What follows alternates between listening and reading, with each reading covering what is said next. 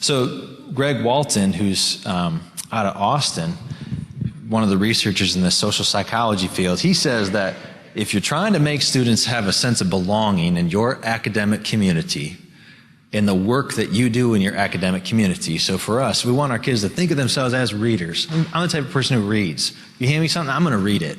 That's just what I do. I'm a compulsive reader. I write. You give me a chance to have a pen in my hand and a piece of paper, I'm going to write. That's what we're after. In order for that to happen, Walton says, step one is you want every child in that setting to feel valued, known, and respected. So this goes back to our moments of genuine connection. It's a really low-effort way to make students feel valued, known, and respected. From that foundation, it's so much easier to say, hey, Carly, give this a read. Let me know what you think. I think that you might be interested in this.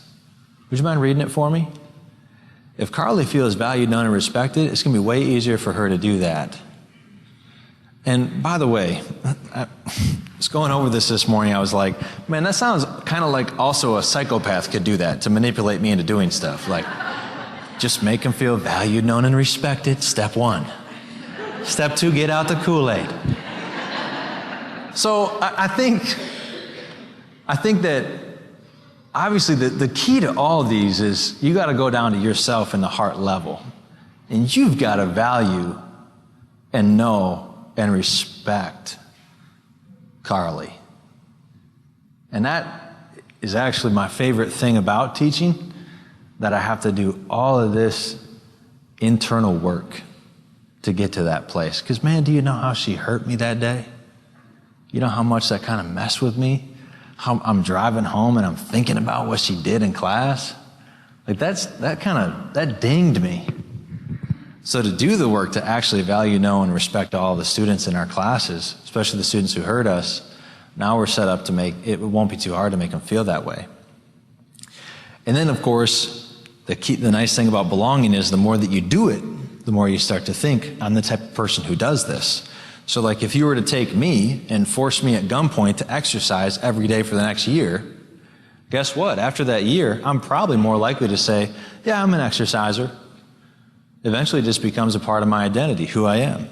So this brings me to the curious case of Miss Rita. Miss Rita is known as the, I think that people call her the swim Nazi, which is a little bit, edgy to me, but whatever. Miss Rita is I don't know what she teaches, but she takes, here we go. She takes,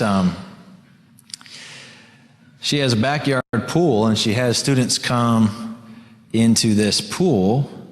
Let me pull this over here. Hold on, there we go. Hey, Miss Rita. There you are, Miss Rita. And little kids like Laura, my 3-year-old at the time, and by the end of the week, the beginning of the week, they're terrified of swimming, will not touch water, don't want to go underwater. By the end, here's Miss Rita, there's her son Mike, her assistant, and there's little Laura getting chucked into a pool. Reach big, make a splash with your toes. She's like, oh no. Reach big, reach big, reach big, big hard, kick, all the way. Nice, Laura! All right. And now you're not allowed to be there during like the first part of the days. Like parents are forbidden. That's real. No parents allowed on day one, I think is how the little paper says it. And that's because there's a lot of weeping and gnashing of teeth. Like these kids are miserable. Our third daughter got so upset, she was like kind of hyperventilating on the first day, and like these small children are distraught. But you talk to Miss Rita, and she's the nicest person ever, and you're like, you seem to really love kids. Yeah, she does. Loves them a lot, which is why she started this school in her backyard, to make it so that if a child falls in the water, they're not going to drown. And that's her mission, that's her passion. And so on day one, she gets in the pool in front of all these little shivering, nervous, terrified kids like, okay, mom and dad didn't say much about today. I don't know what we're here to do. But mom looked kind of scared when she dropped me off. And they're sitting on the edge, and Miss Rita's in there with Mike, and she says, look what happens when Mike swims with his head up above the water. He's not moving very fast, is he? Now look what happens when Mike puts his head down in the water and kicks. Whoa, he moves really fast, gets to the edge so he can get out and be okay. And so she says, now you guys are going to try that. And within 30 seconds, the first children are in Rita's and Mike's hands, and they're going, take a breath, kick, kick, kick, take a breath, kick, kick, kick, one more time, kick, kick, kick. Okay, this kid's about set for a few minutes. Next kid, all right, take a breath, Meanwhile, like the fourth kid is like, what is happening right now? So, day 2 comes, and 3 and 4, and as students start to, some of the little kids are like, this is awesome, dunk me again. So those kids are getting moved up to the edges of the pool to jump in, and they're getting down to the end, jumping on the diving board. The kids who need a little more one-on-one, they're getting walked through the process nice and slow. But by day 4, most of them are doing what Laura was doing. And after that, they're swimming with their papa in the pool, happy as can be. Before, Laura was not a swimmer. Marlena was not a swimmer. Dean has not yet had the privilege, little Dean there. He doesn't know what's coming this next summer, but it's coming. It's coming, Dean. Because Rita's got to be 4 for 4, man. But that's Laura right there. That's Laura up there on the top. So the belonging belief is shaped, too, by doing the thing. That's what I'm saying.